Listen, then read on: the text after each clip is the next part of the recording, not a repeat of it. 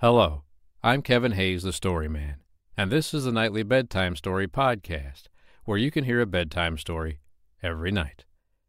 Tonight's story is called Belling the Cat.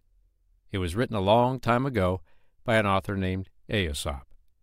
As you may know from listening to other stories on the Nightly Bedtime Story Podcast, Aesop wrote short stories with a moral to them. In other words, a lesson at the end of the story.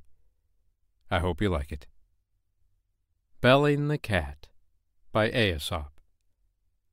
The mice once called a meeting to decide on a plan to free themselves from their enemy, the cat. At least they wished to find some way of knowing when she was coming, so they might have time to run away.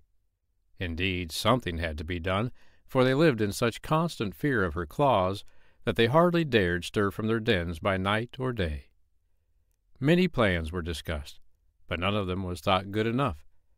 At last, a very young mouse got up and said, "I have a plan that seems very simple, but I know it will be successful. All we have to do is to hang a bell about the cat's neck. When we hear the bell ringing, we will know immediately that our enemy is coming." All the mice were much surprised that they had not thought of such a plan before. But in the midst of the rejoicing over their good fortune, an old mouse arose and said, "I will say that the plan of the young mouse is very good, but let me ask one question. Who will bell the cat?" The moral of the story? It is one thing to say that something should be done, but quite a different matter to do it.